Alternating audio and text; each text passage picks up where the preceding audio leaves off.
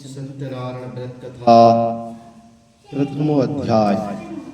बोलिए श्री सत्यनारायण भगवान की, लक्ष्मी नारायण भगवान की, वृंदावन बिहारी लाल की।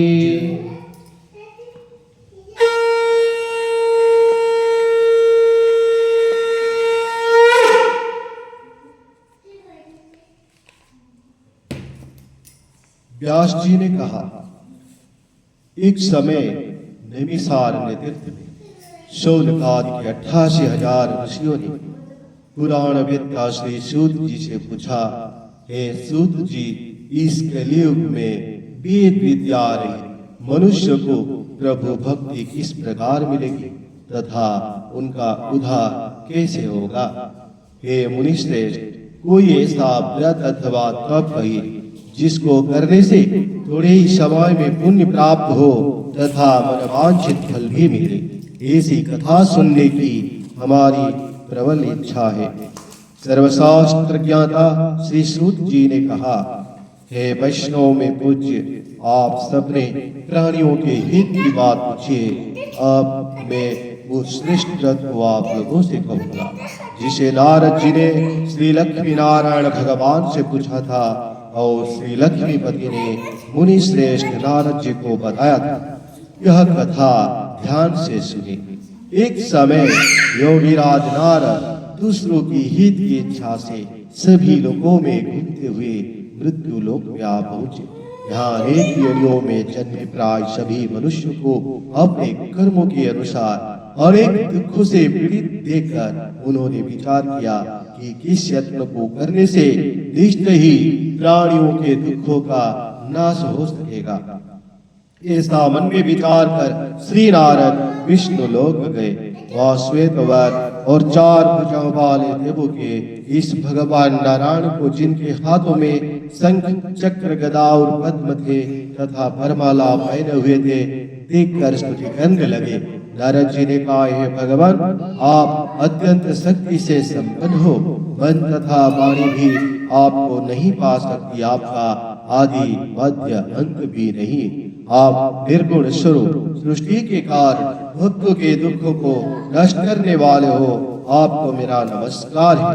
नारद जी से इस प्रकार की स्तुति सुनकर विष्णु भगवान बोले, हे मुनिश्रेष्ठ, आपका मन में क्या है? आपका किस काम के लिए आगमन हुआ है? निसंकोच कहे।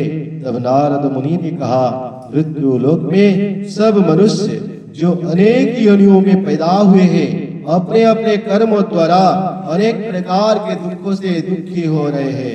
हे नाथ, यदि आप मुझ पर दया रखते हैं तो बताइए कि उन मनुष्य को सब दुख थोड़े से ही प्रयत्न से कैसे दूर हो सकता है? श्री विष्णु भगवान ने कहा, हे नारद, मनुष्य के भलाई के लिए तुमने यह बहुत अच्छा प्रश्न किया है। जिस व्रत को करने से मनुष्य सब दुखों से मुक्त हो जाता है, वह व्रत मैं तुमसे कहता हूँ। श्री सत्यनारायण भगवान का यह व्रत विधि विधान पूर्वक संपन्न करके मनुष्य इस धरती पर सुख भोगकर मरने के बाद मोक्ष को प्राप्त होता है। श्री विष्णु भगवान के वचन सुनकर नारद मुनि बोले, हे भगवान, उस व्रत का फल क्या है? क्या विधान है? इसे पूर्व किसने व्रत किया है और किस दिन यह व्रत करना चाहिए? कृपया मुझे विस्तार से बताए। श्री विष्णु भगवान ने कहा, हे नारद, मनुष्य के भलाई के लिए तुमने यह बहुत अच्छा प्रश्न किया है। जिस व्रत करने से मनुष्य सब दुखों से मुक्त हो जाता है, वह व्रत मैं तुमसे कहता हूँ। श्री सत्यनारायण भगवान का यह व्रत विधि विधान पूर्वक संपन्न करके मनुष्य इस धरती पर सुख होकर मरने के बाद मोक्ष को प्राप्त होता है। श्री विष्णु भगवान के वचन सुनकर नारद मुनि बोले, हे भगवान, उस व्रत का फल क्या है? क्या विधान है?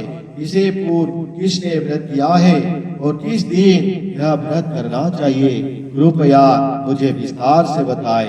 श्री विष्णु भगवान के वचन सुनकर नारद मुनि बोले, हे भगवान, उस व्रत का फल क्या है? क्या विधान? इससे पूर्व किसने व्रत किया है और किस दिन ये व्रत करना चाहिए? कृपया मुझे विस्तार से बताए। श्री विष्णु भगवान ने कहा, हे नारद, दुख शोक आदि दूर करने वाला यह व्रत सब स्थानों पर विजयी करने वाला है। भक्ति और श्रद्धा के साथ किसी भी दिन मनुष्य श्री सत्यनारायण भगवान के व्रत को संध्या के समय ब्राह्मणों और बंधुओं के साथ धर्म परायण होकर पूजा करे। भक्ति भाव से नैवेद्य केले का फल, शक्कर, शहद, घी, दूध, दही और गेहूं का चूर्ण इत्यादि गेहूं के अभाव से साठी का चूर्ण भी ले सकते हैं। इन सबको भक्ति भाव से भगवान को अर्पण करे। बंधु बांधव सहित ब्राह्मण को भोजन कराए, तत्पश्चात स्वयं भोजन करे। रात्रि में नाम संकीर्तन आदि का आयोजन कर श्री सत्यनारायण भगवान का स्मरण करता हुआ समय व्यतीत करे।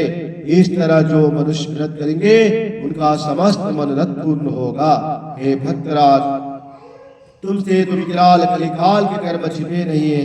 खान पान और आचार विचार को चाहते हुए भी पवित्रता न रख पाने के कारण, क्योंकि जीव मेरा नाम स्मरण करके ही अपना लोक परलोक सवार सकेंगे।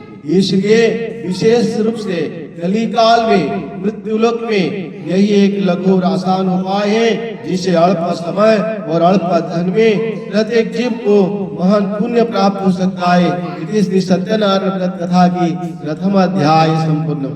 बोले श्री सत्यनारायण भगवान की, लक्ष्मी नारायण भगवान की, वृंदावन बिहारी लाल की। एक अध्याय हो गया, थोड़ा फूल चढ़ा दीजिएगा। द्वितीय अध्याय।